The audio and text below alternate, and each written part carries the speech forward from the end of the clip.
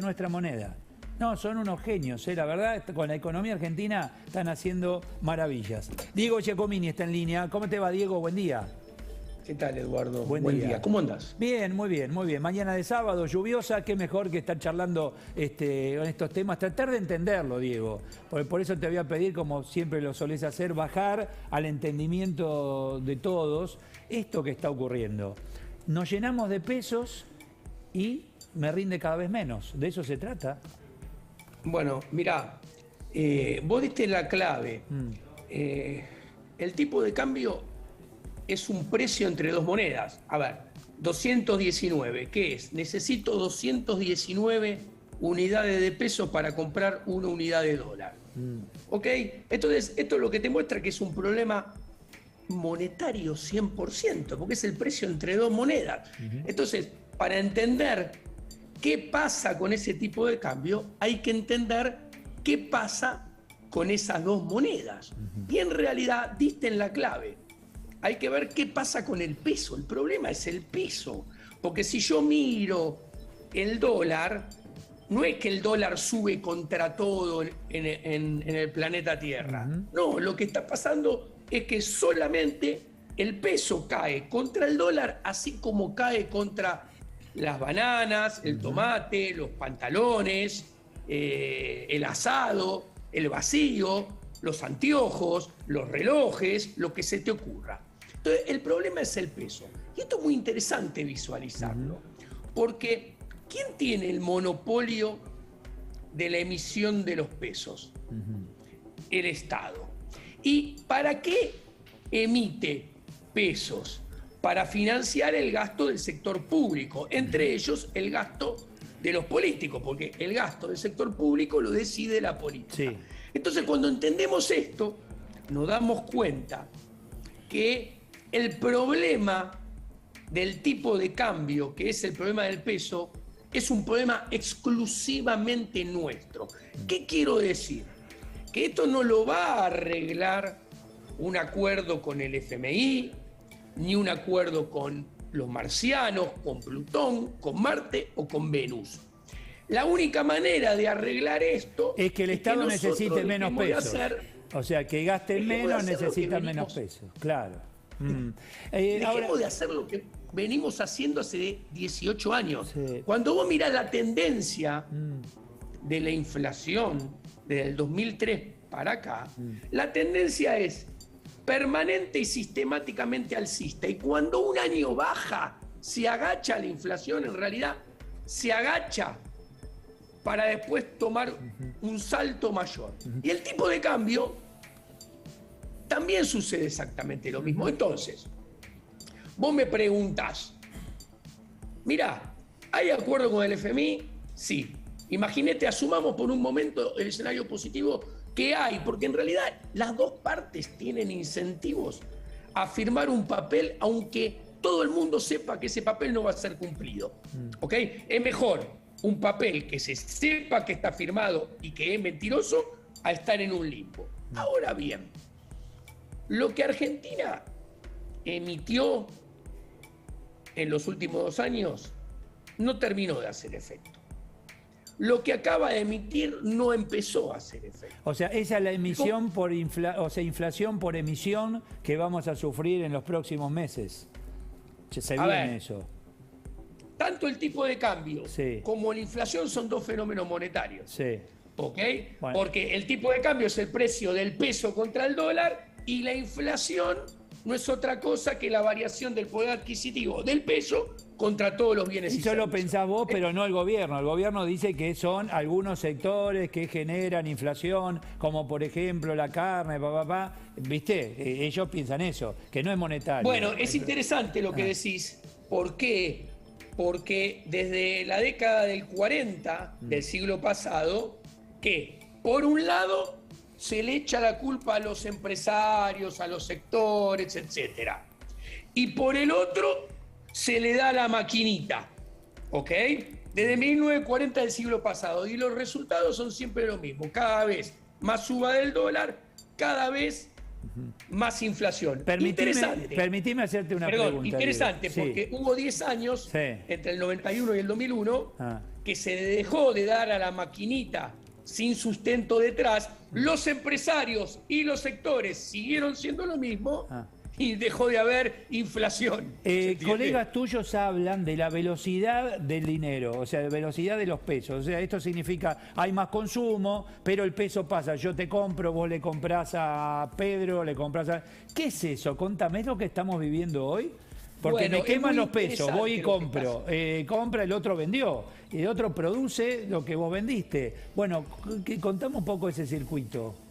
Los colegas que hablan de la velocidad de circulación del dinero, sí, no es que están equivocados, no, para nada, pero no están diciendo lo más importante. La velocidad de circulación del dinero es la inversa de la demanda de pesos. ¿Qué quiero decir? Si aumenta la velocidad de circulación del dinero, sí, lo que quiere decir es que la demanda de pesos cae. Porque si yo me saco el dinero más rápido, en realidad, lo que estoy queriendo hacer es no tener pesos encima. Y si yo no quiero tener pesos encima, en realidad no los estoy demandando. Entonces, ¿cuál es el problema? Que si aumenta la velocidad de circulación del dinero, está cayendo la demanda de pesos. Entonces, si tenemos más pesos y aumenta la oferta, y del otro lado cae la demanda de pesos, baja el precio. Acabo de explicar. El desequilibrio monetario aumenta. Y si aumenta el desequilibrio monetario, cae el poder adquisitivo del peso. Ahí está. ¿Y qué es que caiga el poder adquisitivo del peso? Es, por un lado, que voy a necesitar más unidades de pesos para comprar dólares. Y por el otro, es que voy a necesitar después más unidades de pesos para comprar remeras, anteojos, relojes, calzoncillo, vacío, tira de asado, fruta y verdura. Bien. Entonces, lo que esto está presagiando es que va a venir una mayor suba del tipo de cambio y va a venir una mayor aceleración de la inflación. Concretamente, si vos me preguntás, en la película del 2022, punta a punta, inclusive en la película del 2022-2023, toda junta, va a haber más suba del dólar que en la película del 2021. Va a haber más suba del dólar y más inflación que en la película del 2020-2021. O sea, no se espera una segunda mitad de este gobierno con más suba del dólar y más inflación en la tendencia, en la película punta a punta, más allá que en el medio puedan controlarla momentáneamente, que en la primer parte del mandato. Aguardemos un segundito, sí, Ale. Diego, una pregunta. En este contexto que contaste, imprimir como están imprimiendo, ¿sí? ¿No es conspirar contra el propio peso? Es seguir destruyendo cada vez más aceleradamente el poder adquisitivo del peso, es comprar a futuro más devaluación y más aceleración. ¿Y por qué lo hacen entonces? Exactamente. El tema es por qué lo hacen. ¿A quién le conviene? O sea, ¿cuál es el negocio? A los ellos. políticos. Ajá. ¿Por qué? A ver. Porque tanto la inflación es un impuesto inflacionario. La devaluación también es un impuesto. Son dos mecanismos para transferir riqueza desde el sector privado hacia el sector público, los burócratas de carne y hueso del Estado. Entonces, es como, a ver, si a los políticos vos le aseguraras que más inflación y más devaluación no los eyecta del poder y aún habiendo más inflación y más devaluación, ganan las elecciones, no tengas duda que cobrarían más inflación y cobrarían más devaluación. Lo que pasa es que el riesgo que corren, y recién ahí se preocupan, es si la inflación y la devaluación los llega a echar del poder. A pesar de todo esto que estamos hablando, hablo con exportadores y están exportando. Hablo con algún industrial y están con su capacidad instalada en un nivel que para ellos Bueno, eso es malo. interesante.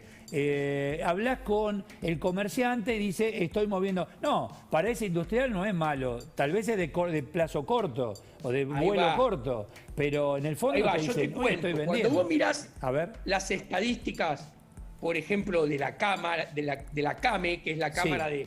de Empresas Medianas y Pequeñas, vos te encontrás que hoy en día se está produciendo, voy a poner un ejemplo para la gente. Sí. Por ejemplo, las pymes de la zapatería están produciendo hoy 102 zapatos y hace 3 años producían 105 zapatos.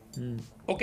Sí. Y hace un año producían 95 zapatos. Entonces, están contentos contra hace un año, están tristes contra hace 3 años. Ahora bien, los 102 zapatos de hoy los producen con 8 máquinas, con el 80% del capital de las máquinas Sí, que tienen. sí. Y hace 3 años producían 105 pares con 6, con el 60% de las máquinas que tienen, que tenían. ¿Qué quiere decir?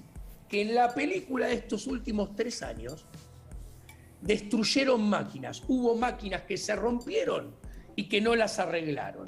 Hubo máquinas que no se repusieron. Entonces, la capacidad de producción de zapatos, con este ejemplo, es más baja ahora que antes. Bueno, y si te le entendí. siguen dando bomba, como el zapatero no va a poder producir más porque las máquinas se rompieron, va a ajustar por precio. Algún día No por cantidad. quiero hablar con ustedes y voy a traer a 3, 4 economistas. Quiero discutir la economía informal, Diego. Sí. Sin la informalidad este país hubiese estallado, ya está mal, pero estaría mucho peor, porque la informalidad está creciendo. No hablo de toma de personal, de la actividad informal. Te compro en negro, vos le comprás a la mercadería también sin factura, sin nada, en la informalidad total. Esa economía informal en crecimiento, ¿quién la contabiliza, Diego? ¿Cómo A se ver, contabiliza? Primero, y después te Sí. contesto la pregunta. Primero, brindo por la economía informal. ¿Por qué brindo por la economía informal? Porque gambetear al Estado en todo sentido y en todo ámbito es el salvavidas a estribor del Titanic. ¿Qué quiero decir? Si las empresas no eluden, si las empresas no gambetean las regulaciones, los impuestos, etcétera, estarían fundidas. ¿Ok? Mantienen cierta rentabilidad, cierta facturación, cierto poder de producción y mantenimiento, y se pueden mantener Por en la el informalidad. mercado, gambeteando más al Estado. Si no lo gambetearan, estarían fundidas, Ahora, la tasa de desempleo empresas, sería mucho más alta. empresas profesionales, comerciantes pequeños, o sea, una informalidad infernal, pero así todo, estos gobiernos siguen presionando con cada vez más impuestos, que ese es el motivo por el cual pasás a la informalidad. Claro. Bueno, O te vas del país. Es clave e inteligente lo que me acabas de contar. ¿Por qué? Porque es muy sencillo. Vos pensá qué se viene haciendo en Argentina desde el 2002 para acá. Concreto, los que ya pagaban impuestos, se les crean nuevos impuestos, se les suben las alícuotas, se le hace pagar más impuestos y se le aumenta la fiscalización. A los que no pagaban impuestos, se los empieza a hacer pagar impuestos también. Y a su vez, se les sube también la presión tributaria. Lo que se hace es agrandar la base imponible, que no es otra cosa que sacarle riqueza a los privados, que son los que producen y generan empleo de verdad, y se las pasa a los burócratas de carne y hueso que la malgastan. Y la malgastan siempre. Miren, quieren poner de vuelta fútbol para todos. Sí. ¿Ok? Que es un curro y es un negociado. Entonces, ¿qué quiero decir? Argentina, para salir de esta, tiene que hacer lo opuesto a lo que viene haciendo hace décadas y décadas. O sea, Argentina, y acá el problema somos nosotros, los ciudadanos, porque si los ciudadanos no pretendiéramos un Estado paternalista, si los ciudadanos no pretendiéramos un Estado presente, si los ciudadanos no creyéramos que este sistema puede andar bien, este sistema sería otro. Sería otra cosa. Diego, gracias por tu tiempo. Nosotros avalamos todo lo que pasa. Sí, o gana la mayoría y vos tenés que quedarte ahí quietito hasta las próximas elecciones. ¿Qué va a ser? Gracias, Diego. Buen sábado. Muchas gracias. Un placer y un saludo a todo el equipo. Gracias, muchas gracias. No es fácil esto, chicos.